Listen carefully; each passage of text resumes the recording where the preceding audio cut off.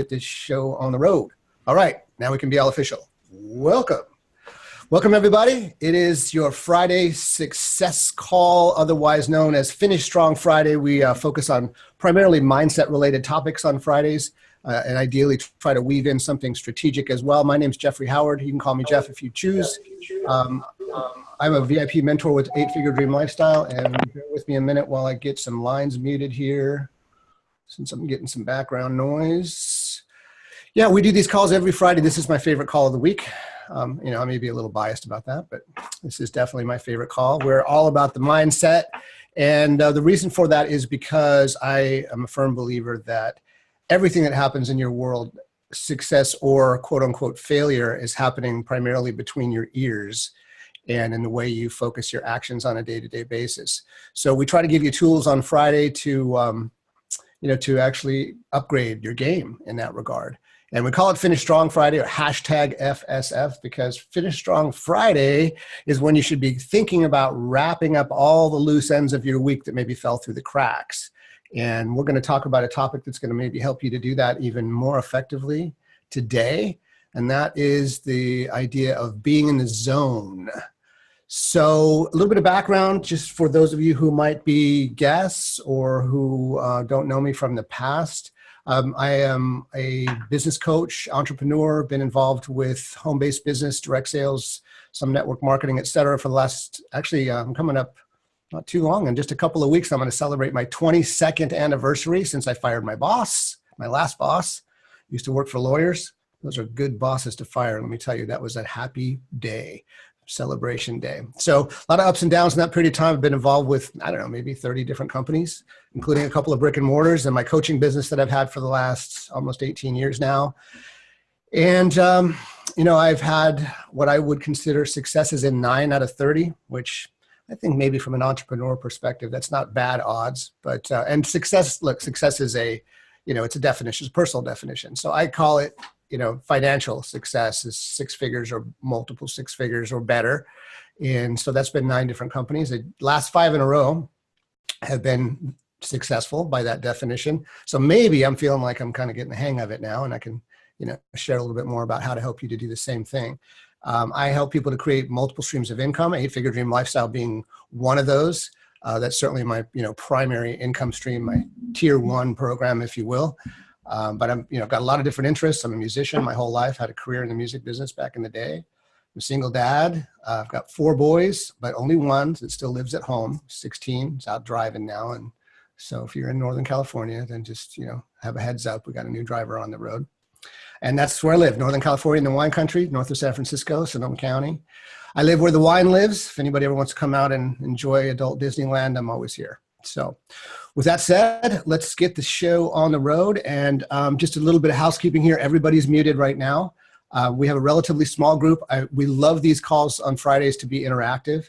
It's not just a one-way show. And if anybody has any input or if you have questions, there's a couple ways to do that. You can either unmute yourself and ask, or if I'm in the middle of something, there's a little chat bubble. So if you are looking at all the video screens here right now, at the very bottom, there's a menu, and I'll just type in right here, this is the chat. Oops, if I can type it right, chat. Boom, and there should be a little bubble that lit up in yellow or orange on your screen right there. If you click on that, it'll open up a panel to the right, and that's where the chat takes place. And there's Pat saying, welcome, Pat. Thank you. Well, you're just incredibly perky, Pat. I'm really glad to have you here. There's something about your energy just watching you. You look like you're drinking something healthy, and you're just like bouncing around, and that's awesome. I just finished my shake, my big green shake. I've got my cleansing drink here. So I'm not going to drink that here, though. I'd have to jump up in the middle of the call. All right, so all right, let's get rolling.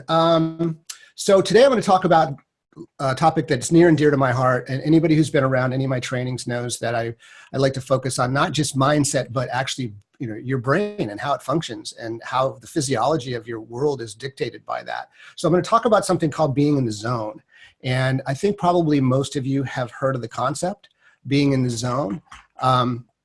Basically the zone, a lot of times the zone is kind of, Well, let me just explain to you. You know, in this presentation, I wanted to give you some tools to be in the zone. So it's that zone of inspiration, or, you know, maybe the thing that landed you here in the first place, at 8-Figure Dream Lifestyle. You may have gotten an experience of our community and said, wow, I want to be part of that.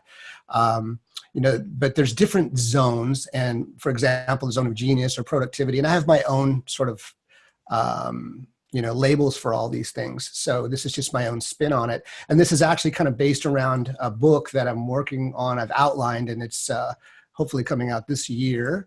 But it's also based on a lot of things that I've studied over the years and other people that I've studied. And it's just really fascinating stuff to me. So, you know, whatever you need, whatever zone you need to be in, you can control that. You can control your personal, mental, emotional, and your physical states and literally accomplish virtually anything that you choose.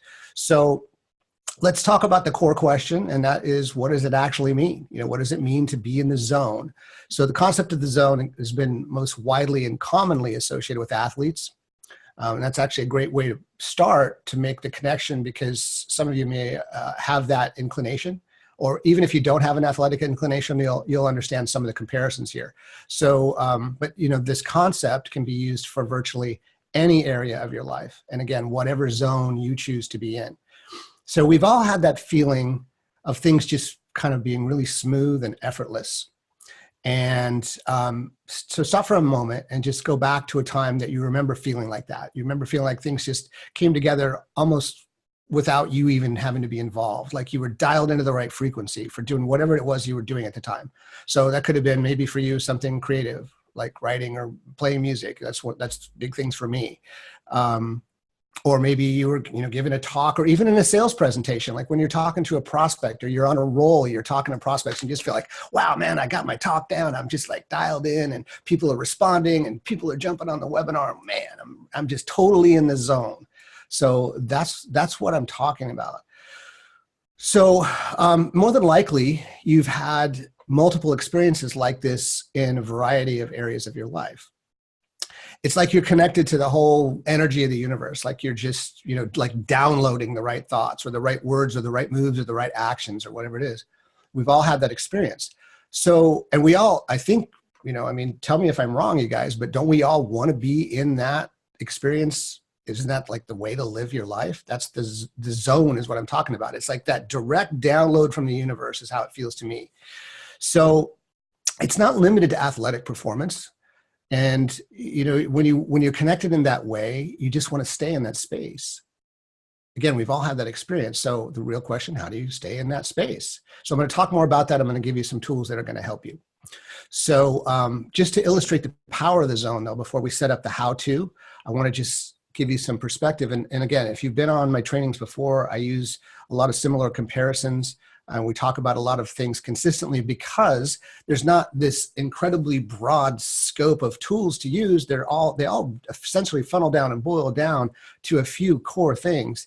And I just try to give a different perspective on it every time we talk about it, so that hopefully one of those things or one of those ways of delivery is going to land for you.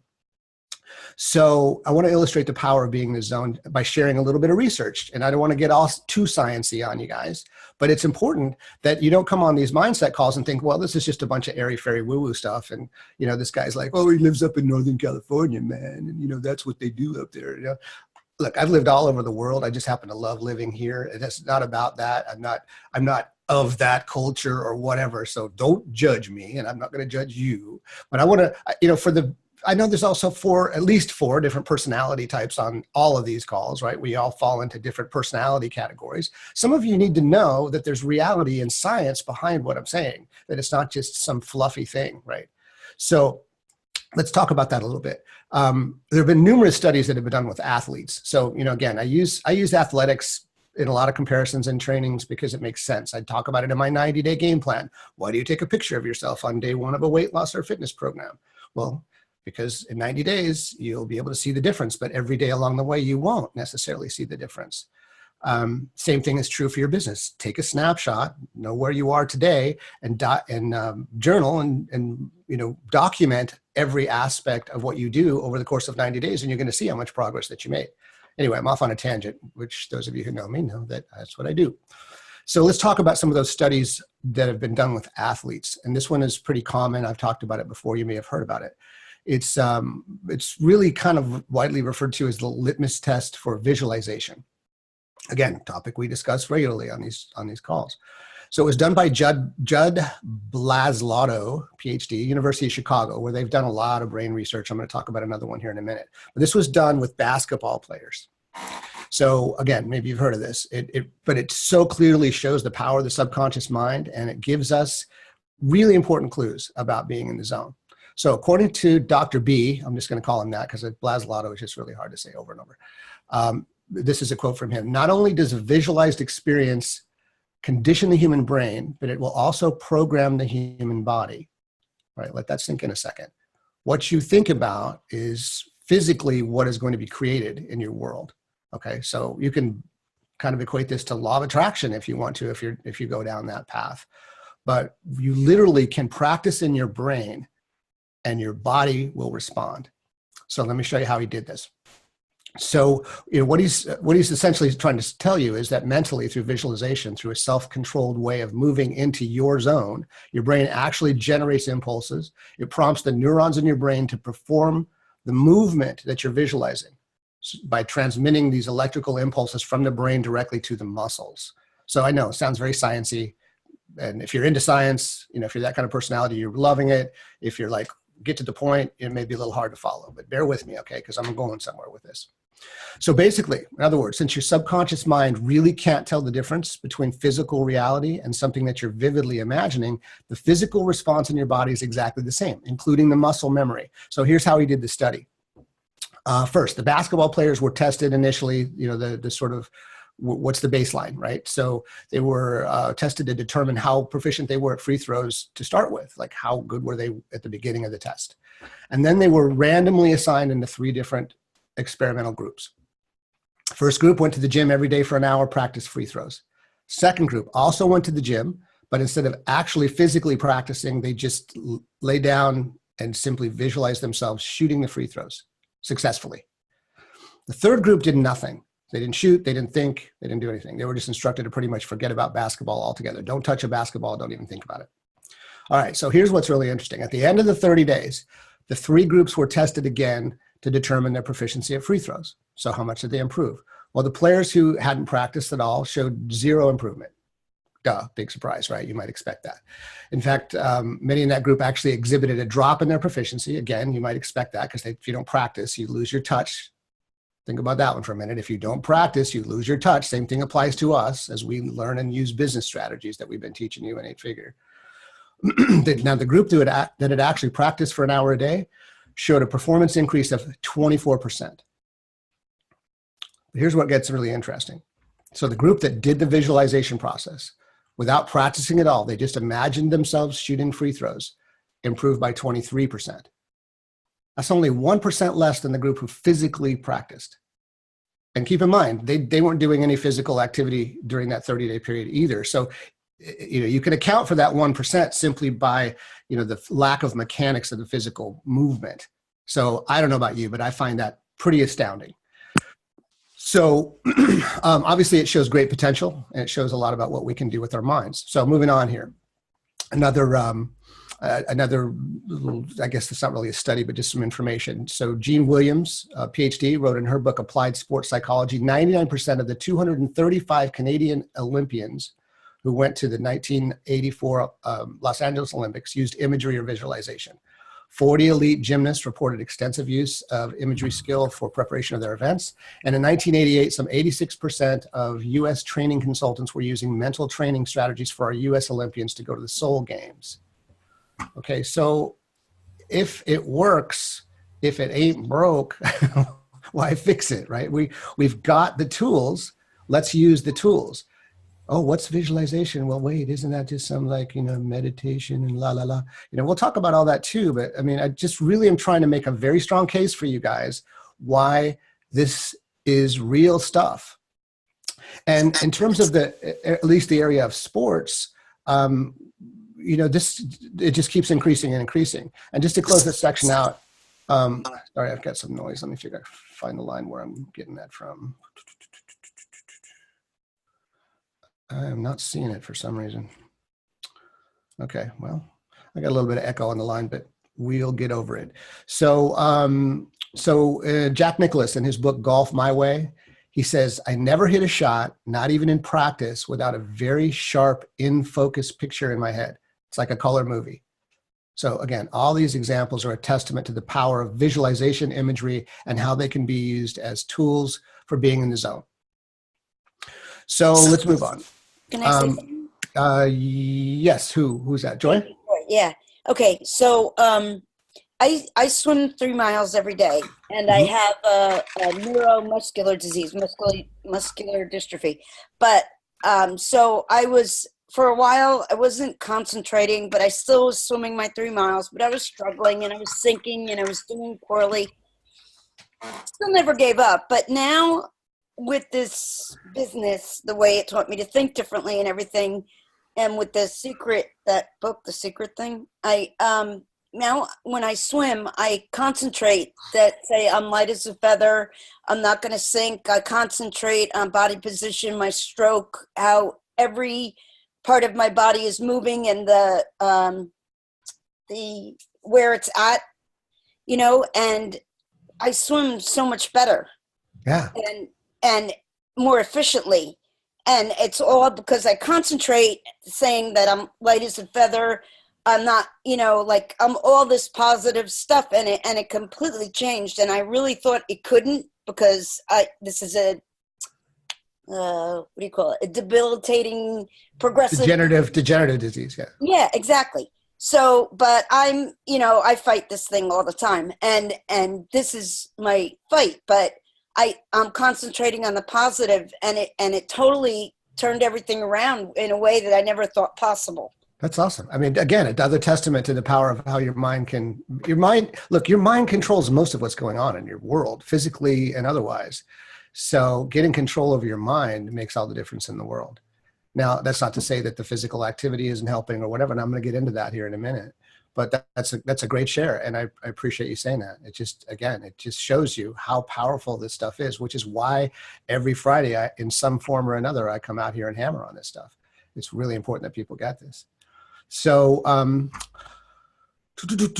that where are we? So now, all right. So you're clear about what the zone is, what it means, what the background is. So let's talk about the zone itself. So how do you know when you're in the zone? So what I call being in the zone is really just like kind of riding in the flow of life, and, whatever that is for you. So, whether that's your business life or any other activity. So being in the zone is about getting into a mental or emotional or even physical state, and the state that you choose to be in, rather than something that's dictated by something outside of you. So it's a pure, very natural state of human existence. Once you move all the stressors and the distractions that seem to plague so many of us in these, pretty fast-paced modern times, you can get into that space by just kind of getting out of your own way. And I'm going to give you some tools for reaching that state in just a few minutes. And but before I do that, I want to talk a little bit again about how do you recognize it when you're there? So I like to call being in the zone an inner sense of mastery. It's that place where you know that you know what you know. It's a place where you can trust yourself, where you can trust everything that you're doing. How important is that when it comes to, say, for example, doing a business like our business? If you've got to feel like that level of confidence, like I can pick up the phone and I can communicate what it is that we do to another person. So it's really vital. So being in the zone is really synonymous with being in a very connected state of flow. And what I mean by flow is the flow of life force, universal energy, that sense of, whatever your belief system is, it's that sense of, God is flowing through your body, right? So that feeling of connection to everything. And you know what? Some of the most eloquent, and actually I think my favorite writings on being in the zone or being in this state have come from a Hungarian immigrant, and he was also the former head of the Department of Psychology, again, at University of Chicago. His name is, and I hope I don't butcher this, it's Mihaly Csikszentmihalyi. If you want to if you want to learn more about him, I'll post it, because you're going to look at this name and you're going to go, what? Are you kidding me? How did you say that? There it is. That's the guy's name. Okay. And he has 7 different specific elements for being in that state of flow, or like what I've been talking about, being in the zone. So, so this is how you can recognize when you're in that state. But the interesting thing is that when you're in the zone, you aren't really thinking about being in the zone. So you're already there. So your conscious perception of it becomes kind of a moot point. But let's explore the process anyway. So here's how Mihaly laid out the elements of being in the zone or in the state of flow. And he has seven separate distinct elements. Number one is you're completely involved in what you're doing. You're totally focused. You're concentrated. Number two is a sense of ecstasy, kind of like being outside of your everyday reality. Number three is a greater sense of inner clarity, knowing what needs to be done and how well we're doing it. Number four is knowing that the activity is doable. So again, I would encourage you to kind of, this is part of our 8-Figure Dream Lifestyle community. We don't necessarily always talk about the business on Fridays, but relate this to your business and that sense of what you want to accomplish in your business, and taking it a step further, because I know most of the people in our community typically get involved with this business first to make money, but then realize that how much there is actually to offer in our community, and realize how much that you can give back as a human being by being part of this and by learning the things that we teach. So, I would just encourage you to overlay everything that I'm saying with, okay, how does this look in my business, and how does my business overlay into my life?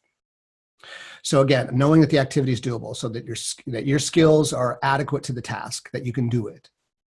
Number five is a sense of serenity. So you have no worries about anything. There's a feeling of growing outside the boundaries of your ego or outside of yourself. You kind of forget about yourself. You feel like you're part of something bigger, something larger. Timelessness is the next one. So you're thoroughly focused on the present. So hours seem to pass by like minutes. Can you imagine a time when you felt like that? Like when you were doing something that you were just so enthralled with it that all of a sudden you looked at the clock and it's like, wow, it's been hour. I do that when I'll pick up a guitar and all of a sudden I look at the clock and it's 3 hours later. It's like, whoa, where have I been? That's what I'm talking about.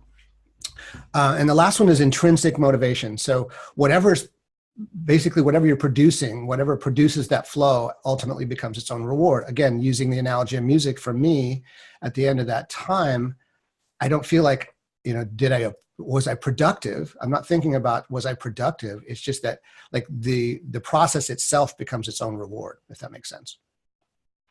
So in other words, you're getting everything you need from the process of just being in the zone or in that state of focus. So you may feel any or all of these feelings when you're in the zone, and how this feels to you may show up in a number of different ways, but this will at least give you a start on becoming more aware. And once again, we talk a lot about being aware of what's going on in your world, because awareness is the key to any form of change, any form of self-discovery, any form of growth. You first have to be aware of what it is that needs to shift. But again, the irony of being in the zone is that when you're there, you're no longer concerned about whether you're there or not. It's just like a pure state of being, a state of connectedness. Okay, so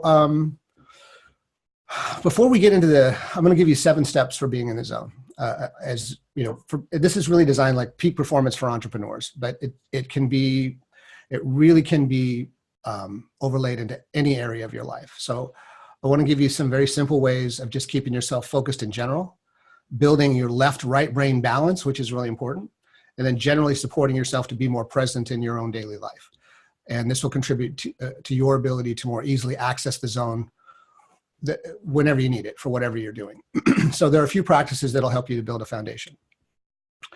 Again, for those of you who regularly attend, this is not going to be news to you, some of this stuff. Meditation, all right? Meditation, the miracle morning, one of the, silence, meditation, that first thing in the morning. So, I would certainly contend that being in the zone is almost like a state of meditation. So it would logically follow that the more you practice some form of meditation, whether to you that's just silence or prayer or listening to music or whatever that might be, I'm going to get into music next, the better you're going to be at being in the zone. Okay, music. Well, obviously, probably pretty clear that that's one of my personal favorites. Because music has the power to immediately transport you into your chosen zone. In fact, music virtually always has the effect of altering your state. Whether it increases or lowers your vibration, it always will shift you. So there's certain types of music, specific types of music that are weren't designed this way, but have this effect. Maybe they were designed this way. I don't know. Mozart was pretty brilliant, but for increasing that connectivity to a specific zone. So we'll talk about some of those. So Baroque, Baroque classical music. All right. You may or may not love classical music. I know that as I was growing up, I really wasn't into classical music, but as I discovered more about the function of classical music and experienced it, I would run it in the background, or I would run it in different different ways, even just consciously, because what it does, and I can get into the science of it, but I don't want to like roll your eyes in the back of your head, but it's a 60 beats a minute. Typically, Baroque classical music is a 60 beats a minute tempo. So what that does is that entrains your brain. It's great for moving you into an alpha state, which is a focused process that's great for studying, learning, virtually anything that requires focus. There's multiple brainwave states. One of these days, maybe I'll get into that. And then, of course, as far as music goes, there's your own favorite music. So what do you like? So spend some time today just becoming more aware of what music you're playing and what it's doing in your mind and your body. Be, again, conscious, be aware. How does it make you feel? What mood does your favorite music put you in? Because different music will always trigger different zones and different brainwave states. So I could go on for hours about music, so I won't. I can answer that. One thing. I have a underwater iPod. Uh-huh. So I listen to music the whole time I swim, and it gives me so much energy and happiness that I'm like raring to go. And I could keep going forever as long as that music lasts. For sure. Yeah. I'm with you 100% on that, as you might expect. What I suggest that you do is put together a playlist of music that puts you in states that you want to be in. So like if you need to get really fired up to pick up the phone, be motivated, make calls, find a song that gets you into that space. I wouldn't begin to dream of knowing what that is for you, because it's just such a subjective thing, music. For you, it might be a classical thing. For somebody on this call, it might be like a hip hop thing. That would like put me in a state where I wasn't focused, but whatever. It's just whatever works for you. That's the thing. Whatever works for you is what you should do. All right, let's keep moving on, because I want to make sure we get through all this and still have time for interaction if we want to. Exercise. So Joy touched on that. It increases the blood flow to the brain. So on a physical level, it increases blood flow to the brain. It releases endorphins to help you keep balanced. It's also a great stress reducer. And that stress is actually a huge contributor to falling out of the zone. Reading or listening to something inspirational or educational. So, or attending Finish Strong Friday calls. That would be another thing that you could do. Or all of the above. Obviously we talk about, with our Miracle Morning processes and personal development overall, being on Audible, listening to books, listening to, whether it's inspiring material or educational material. If you find yourself getting distracted or falling out of the zone, having trouble focusing, just pick up something that's good to read. Exercise your brain. Something inspirational or something that touches your emotions is always a great way to take your mind off anything that could be distracting. Another tip, cultivate your imagination. So this includes anything from daydreaming to drawing to playing music to whatever allows you to expand your imagination. And if you think, well, I'm not an artist, I'm not a musician, well, sing. I can't sing. Sing in the shower. Who cares? Nobody has to hear you. You're not a great artist? Doodle. Pick up a pencil and just start moving it around a page and watch what happens. It doesn't matter. You're not going to have to display this in a gallery. You're just talking about movement. This is actually a physical brain activity. So I'm talking about things that are creating this brain balance that we're looking for. So literally anything that works for you to allow your mind to go into a creative mode is a great exercise for moving into the zone. All right, here's a funny one. And I don't remember how and when or where I learned to do this, but juggling. I learned to juggle sometime when I was a child. I have no idea. I don't remember somebody teaching me. I don't remember anything about it. I ended up later on, it was just interesting. I'm not trying to be a fancy juggler. It's just juggling 3 balls. I use lacrosse balls. They're like the perfect weight. And but what it does is, again, it does really interesting things with your mind and your body when you juggle. And that includes even when you're trying to learn to juggle. So you can do it, drop the balls on the ground. It doesn't matter. You don't have to be good at it. You just have to attempt it and attempt to learn it. which is another way to balance the left-right brain hemispheres. I did a program called Visionary Business University a few years ago, and one of the guests I had on is a guy named Michael Gelb, who, among many other books, wrote How to Think Like Leonardo da Vinci. And he actually talked about juggling too, and really got into the science behind how it balances the brain. And literally, they've done studies on this with patients with Alzheimer's, patients with, well, you know what, Joy? Different types of degenerative diseases where the muscular control started to get lost. I want to say, I can't think of cystic fibrosis. I can't remember. That's not the right one. But, you know, did you say muscular dystrophy? Yeah, it's So, myotonic muscular dystrophy. Yeah. So, I mean, it might be something that's worthwhile for you to try, you know, just find any three things really that are roughly the same weight and just start messing around with it. See if it helps. Stuff at PT. I go to physical therapy on my own, and I figure out what I can't do or what's hard, what I like. My balance sucks, so I work really hard on balancing exercises, and they give me feedback of what I can use. It's really hard, and I use it, and it helps. Cool. Well, again, more evidence all the time. Awesome. Thank you. All right. What else we got? Well, this crossover exercises are a good thing too. So crossover exercise is literally anything that blends a physical movement between your left and the right sides of your body. Again, that's one of the reasons juggling is powerful. So an example of this might be raise your left knee and then move it over to your right side. So you're crossing over the center line of your body, right? Imagine there's a line going right down the center of your body. So anything that crosses over, arm movement, you know, same time, raise your right arm and move it towards your left side while you're doing your left knee across to the right. You know, anything that creates a crossover between the left and right side of the body is a way of balancing the left and right side of the brain, because the two sides of your body are controlled by two different sides of your brain. And another thing that I really enjoy, and actually have a licensing agreement with a company where I've developed a lot of content, is there's different types of brainwave devices or brainwave entrainment. So that can be sound or light or music or a combination of all of the above. I love the technology. I've got a really cool piece of technology that I use. It's like my iPod for the brain. Unfortunately, Joy, it is not waterproof, so you couldn't go swimming with it, and you have to wear a set of glasses that flash blue LED diodes, so you wouldn't be able to actually swim unless you can do it with your eyes closed. But it's a really cool device. But you know what? And if anybody's interested in that, you can reach out to me, and I'll, I can tell you about it. But you can also go on YouTube. It's not Holosync, but it comes from that same idea. Holosync is brainwave entrainment, and it uses what's called binaural beats. And if you look up binaural beats on YouTube, you will find multiple videos that have some frequency of binaural beats for different functions.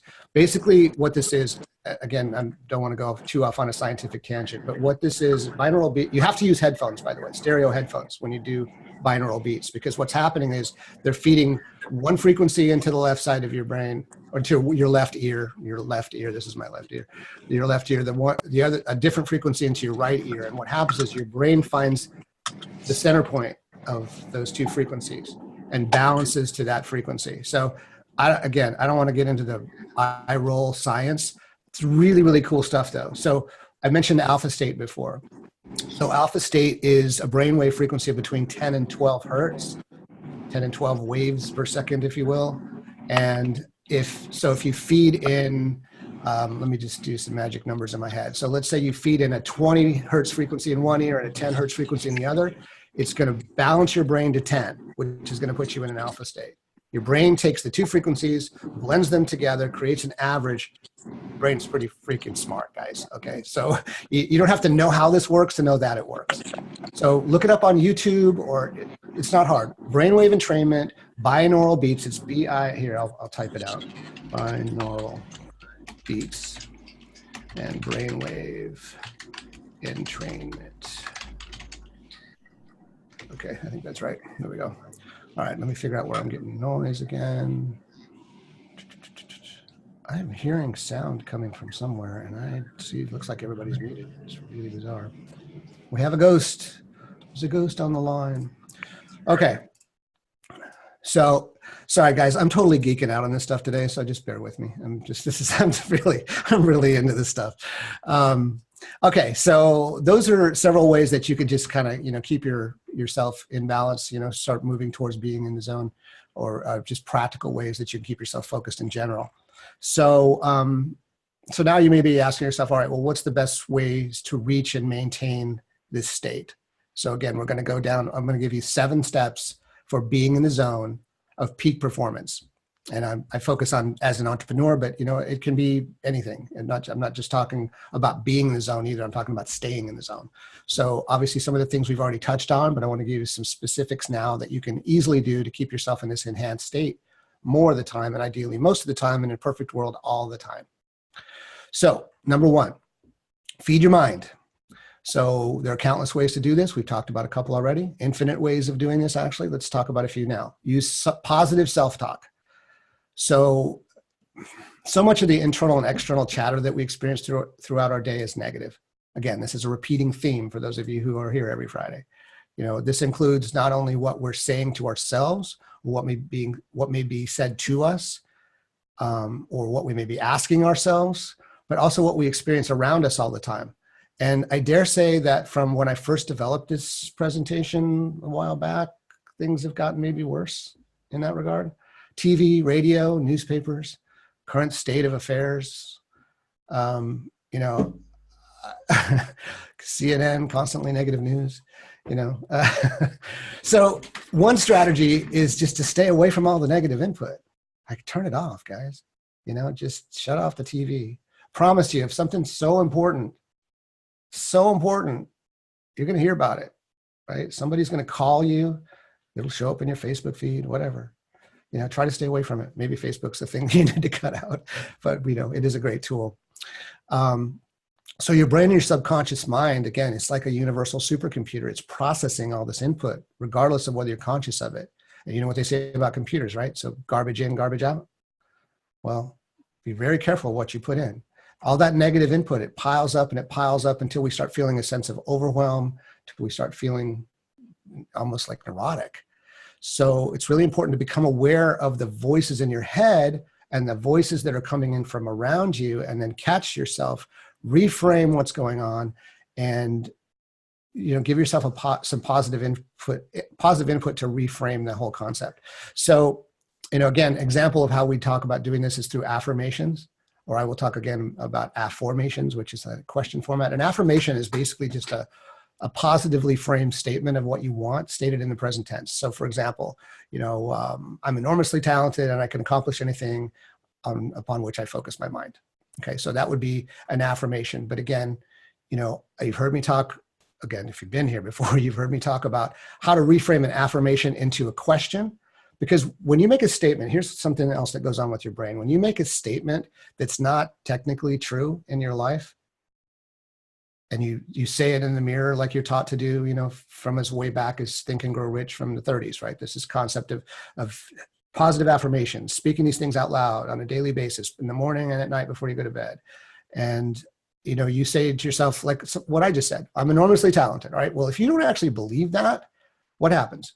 Immediately, chatter, chatter. You are not, you have no talent. You can't sing. You shouldn't even sing in the shower. What if your neighbors heard you? Blah, blah, blah, blah, blah, right? So all this chatter begins to happen. But there's something interesting that happens when you reframe that in the form of a question. See, your brain is kind of like a search engine. When you ask it a question, it just, without any emotion whatsoever, goes about finding evidence to support your question or finding the answer to your question. So let's say, for example, well, let's use, look, there's a really huge money component to what we do here. It's not all about the money. I think we've all agreed on that, but there's, we all need to make money. It's a business. Money makes the world go round in a certain way. So let's talk about money, because that's like a supercharged topic, right? So if you say an affirmation like, instead of I'm enormously talented, say I'm immensely rich and abundant. Okay, so say it out loud. I'm immensely rich and abundant. You're all muted. Don't worry. You can say it. I'm immensely rich and abundant. Okay, well, are you? Because if that's physically not true, if there's not enough zeros at the end of your bank account to support that being true, then your logical brain immediately kicks in And then your mind chatter starts kicking in and you say, well, no, you're not. Or you, at the very least, even if you're not consciously hearing something, there's a feeling in your body that like, oh, well, that's just, it's hard for me to say that. I can't own that, right? So try it as a question though. Why am I so immensely abundant? Why am I so immensely wealthy? Get any resistance to that one? No, say, I mean, you try it. You got to try it for it to work. So why am I so immensely abundant? Why am I so immensely wealthy? Your brain doesn't give you any resistance to that because all it's going to do now is take that question, plug it into the search engine, just like Google would, and start to feed you back answers. Now, wouldn't you rather have answers to the question, why am I so immensely wealthy? Right? Then why am I such a loser? Right? So what questions are you asking yourself, right? You got to be conscious. You got to be conscious of what you're asking yourself. So, you know, there's a book called The Great Little Book of Affirmations by Noah St. John that originally where I learned this concept. Noah was also part of my Visionary Business University faculty a while back and super cool guy. And it just makes logical sense. You know, it's a completely different feeling inside your body when you reframe an affirmation as a question. And it makes it a lot easier for you to use affirmations because your brain goes to work to find the answers and shows you, I mean, it just starts shoveling you answers, right? So be careful of the questions that you ask. So here's number 2. Spend most of your time working in your genius. And I didn't really go too far down the path of defining what that is, but what are you really good at? You know, it sounds simple enough, but you know, very few of us actually do this. So you might also look at this as, from a business perspective, your, what's the right word? The productivity, you know, your IPA, income producing activity, right? So spend most of your time in an area where you're connected. Now, this is really important, not just in your business, but also to accomplish whatever you want in other areas of your life. So if you start by scheduling the first part of your day to be working in your genius, whatever that is, and here's a hint, by the way, checking your email is not working in your genius. Right? What's your favorite thing to do? Like, what are you really good at, or what would you really be doing if you didn't have to get paid for it? Okay. What would you really be doing? So what's really driving you from a true place of passion? So spend, whether it's 5 minutes or 5 hours, spend the first part of your day focused on that. And you need to follow through consistently with this process, just like everything else I talk about. Track it, keep a journal, write down your observations about your productivity and your creativity when you stay on this process. You'll be amazed at what you're able to accomplish when you're working in your genius zone. So what about all the rest of the stuff that you have to do? Well, you do that too. You schedule that. Of course, you know, we're really big on outsourcing or delegating tasks that, you know, that are repetitive to other people. Don't get bogged down in technology. Let the systems do the work. Let the automation take over. Train other people to handle repetitive tasks that are outside of your own genius. Fortunately here, you don't have to train those people. They're already there and available. You just have to tap into them and use them. So if you start by working your day in your genius, you're going to train your brain to be in the zone. You'll find yourself becoming more creative, more productive, more focused, and getting a lot more done in a lot less time because you'll be doing much higher quality work. All right, number 3, stay focused, eliminate distractions. I can't tell you guys, I can't emphasize it enough. This is the plague of the 21st century. Okay, it seems like we all have some sort of attention challenge because there's just so much sensory input coming in from every direction. So when you want to be working on your zone of productivity or learning or genius, or just stay focused on a particular task, you know, simple things work really well. Close your browser, close your email programs. You know, I talk about these kind of things a lot. Unplug your phone, turn off the cell phone, move it away from you. Somebody came on, was that Ann was talking about last week about turning off? No, it was Connie, I think, that was talking about turning off your Wi-Fi at night and having such a much better sleep.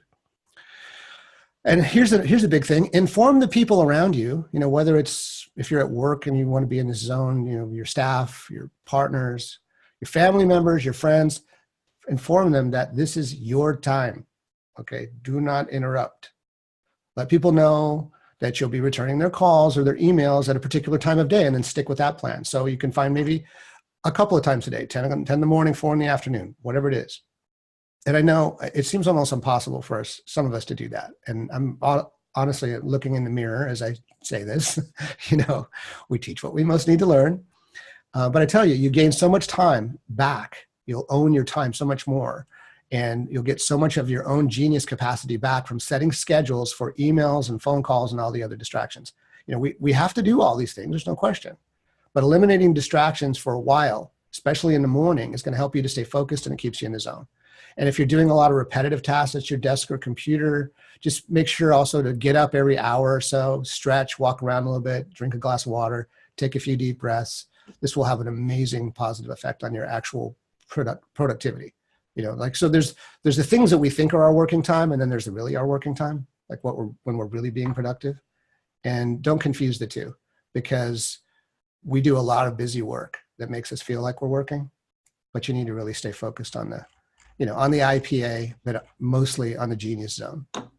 Okay, number 5, take care of yourself physically. So be sure you're getting enough nutrition with as much whole food as possible. Eat organic if you can. I'm not necessarily promoting any kind of a vegetarian or vegan or anything like that. I mean, it's fine. Live the way you want to live.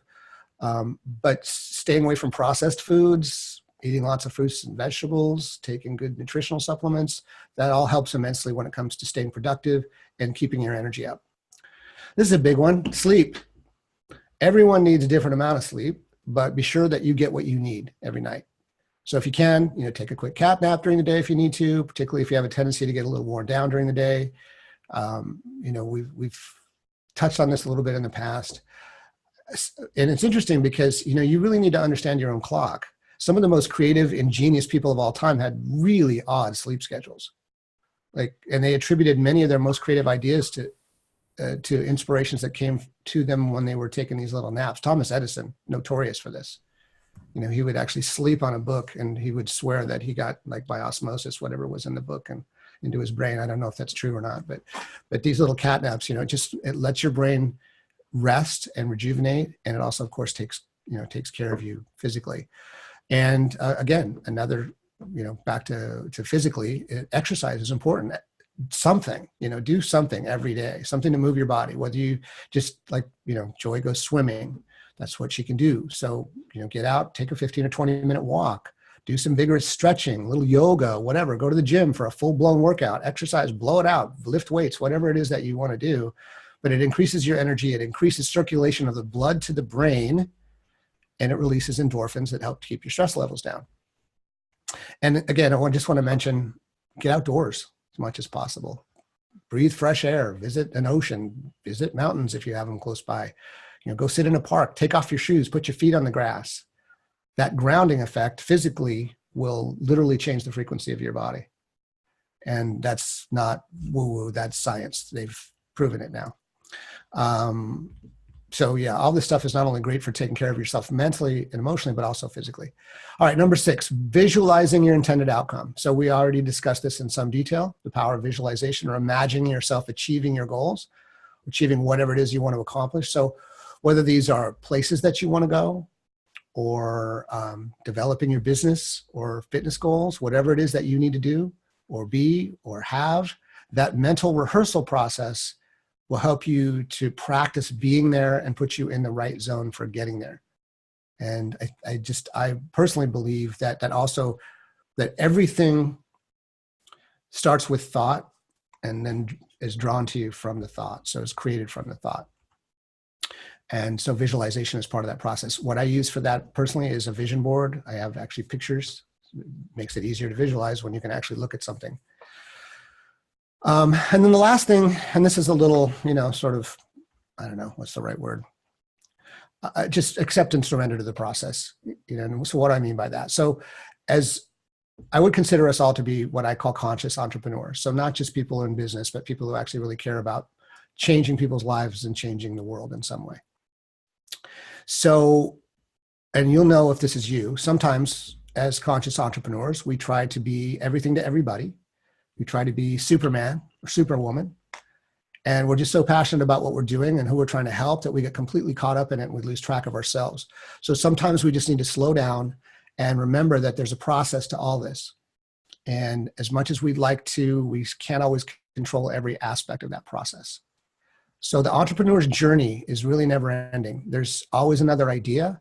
There's always a new product. There's always a new service that we're working on bringing out to market, a new marketing technique, or another exciting way of delivering your message. And because we're driven by vision and passion, those things are going to continue to happen. So it's crucial to our success as individuals and as a group that we just let this process unfold. And obviously it's fine to be ambitious and motivated. It's great to want to move things faster and achieve our goals. But there are also times when the process itself is why we're doing all this. All right. Case in point, we're all here. We are all here on a Friday. You know, we could be doing other things with our time, but we want to learn more about ourselves and be able to apply new tools that raise the bar to give us a healthier, better life, not just more money. Because all this, you know, all the money in the world makes no difference if you don't have peace of mind, if you don't have your health. You know, none of it matters. You can't buy those things. So it's all a learning process. You know, we're all in the process of overcoming challenges, and that is the entrepreneur's journey. The process of seeing a challenge and getting over it, through it, under it, around it, or crashing it down, you know, beating it down. The evolution of ourselves through our business and the relationships that we develop is, in my opinion, the reason that we do all this. So just let it be okay to step back from time to time and just surrender to the process. Allow yourself to be fully immersed in the experience. You'll see everything from a new point of view. You'll see new ways of doing things. You'll create new visions for how you can create even more success in your life. And it all sounds really simple, but to just take your time, you know, knowing that everything's unfolding perfectly from a conscious place. And of course, at the end of the day, you also have to take action. You know, I think, was it Joy, I think mentioned something about The Secret, or somebody said something about The Secret. I love the movie, but I felt like it left us sort of hanging a little bit, thinking that, well, all you have to do is visualize and meditate and bags of money show up on your door. And I think it inspired millions of people and almost really created a movement towards this direction. But the reality is that nothing in the physical world happens without action. So it is important to take action, but the important thing is to take inspired action. So allow your visions and intentions to unfold and find their way to you. And then you'll know when the right opportunities arise. You'll know when the right people begin to show up. You'll be in the zone and you'll know what's the best next thing for you. And you'll be able to pursue that. So, wow. And 5 minutes left over too. So there's the 7 keys to being in the zone of peak performance for conscious entrepreneurs, which is you and all of us. So I would love to entertain any questions or comments or input or insights, or it's not a lecture, it is an interaction. So feel free to dive on in, guys. You'd have to unmute yourself if you want to say something. Jeff, I'll pipe up. I've had to step away for a little bit because I had a Spectrum guy in my house here. So Spectrum? But James Bond, bad guys? Oh, that was Spectre. Sorry. Yeah, no. But I did catch most of it. Now I will tell you, prior to getting into 8-figure, I was a contractor. And granted, you know, mentally it was challenging sometimes to try to figure out how I'm going to do something, but nowhere near the mental challenge that 8-figure is.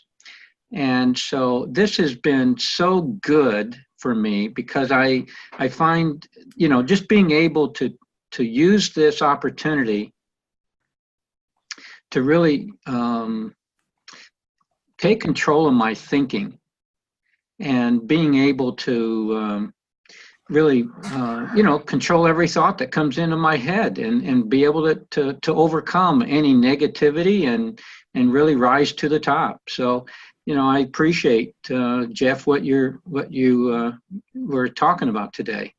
And I think it's a mind game. Yeah, that's a great way to put it. It's a mind game. Play to win. By the way, there's a book out, Joyce Myers, who is an inspiration to many women. She wrote a book, The Battlefield of the Mind. I have not read it, but I can relate to it already because it's a, you know, you said, you know, it's a mind game, and usually the term mind game is not associated as a positive, you know, people playing mind games with you. Hi, Pat, I see your note. Thank you for being here. But it is, if you look at it just like a game, like a competition, like a sport, I use sports analogies a lot. You guys have been around, and I did it a bunch of times today. When you play a game, there's two things. You play to have fun, but honestly, don't most of us play with at least the underlying intention to win? You may not even be the competitive type. I know I am, but you may not be. You may be the type that like, well, it would be so great if everybody got to win. Well, you know what? Everybody can win if they choose to win, but you have no control over that. So you're right, Richard. It is a game. You're playing it with yourself. So you might as well win, because even when you win, even when you lose, you win. Like you learn something from it, and you move on. So yeah, it's really important stuff. And thank you for your comments, Richard, as always. All right, and I can see you percolating. Got anything you want to add? I don't want to put you on the spot unless you want to be. No, not specifically. This was just a really great session, Jeffrey. I eat this stuff up. I love it. And especially the brain entrainment information. And that's something I've done on and off over the years. And it does make an very interesting difference. And the thing about classical music is really true too, because I've always, high Baroque has always been my favorite. And I thought, wow, what a nerd. nobody listens to that. Right. Then I finally genius people realized, other than that. Years later, I realized that it's because it's the only thing I can listen to and actually concentrate and do something. And I found out that it's because my brain waves are in sync, or the sides of my brain, the hemispheres are in sync. It's amazing. It makes a huge difference. It's really, great stuff. Cool. Did you actually do holosync? Is that why you brought it up? Did you do holosync? I did. Yeah, I did it for about a year or so, and then and it did make quite a difference in my my attitude, my outlook, and it reduced a lot of anxiety for me. Yeah, it's very cool. Yeah, and it's interesting that you say that, because that high level of anxiety comes really from a lack of balance between the left and right brain a lot of the times. Mm-hmm. And so if you just bring that balance, it's not the issue that you think is creating the anxiety. It's the brain that's turning the issue into anxiety. It's so like how much your brain controls all of that. And going back to the classical music for a second, I've also found that there's certain types. I've got a really intimate relationship with music, obviously, but there's certain types of, I guess, what you could almost call new age type music. It's all very instrumental, and it's literally, some of the composers that I've listened to they've designed it for that purpose. Now that we understand more about that, I actually create music for that purpose as well. And so, like, for example, there's a, I don't know what you'd call them. I don't even know what they are, if they're a group or one person or whatever, but it's called Liquid Mind. And really, really good stuff. It's great for sleeping and meditation and that sort of thing. So I would love suggestions, recommendations along those lines, Jeffrey. That'd be awesome. So I have do you use Pandora or Spotify or any music? Yes. Okay. So try a Pandora station and just pull up Liquid Mind and see see what plays in addition to them. Thank you. Yeah. I love that stuff. Let me know also if you do it, what experience you have, and if you find that it's comparable to the classical music. Okay, I will. I find it's also a little easier to listen to for hours on end, because I'm not a classical music fan. I'm a fan of what classical music is. And there's a kind of a distinction there. It's hard for me to listen to it for really long periods of time. Mm-hmm. But I also compose music for that purpose, to add on to the things that I create for content on that device that I was telling you about. So yeah, it's just fascinating. Oh. Yeah, I hope you'll fill us in on that too at some point. Yeah, well, if you want to reach out to me, I'll give you some information on it. Thank you. I don't know how to do that. Here, you want to send me an email? I can just put my email address in. It's mastermindmentor@gmail.com. I'll put it in the chat right there. And I would welcome anybody else to reach out to me anytime. So hit me up, and I'll talk to you about it. I'll show you. All right. Well, guys, I know some people are off to Matt's training. Don't blame them. Matt's awesome. So I'm going to go get off to my Friday. Finish Strong Friday. #FSF, guys. Go tear it up. Have a great weekend, and I will catch you guys again next week. Thank you so much for being here. Talk to you soon. Thanks, Jeffrey. All right. Bye for now.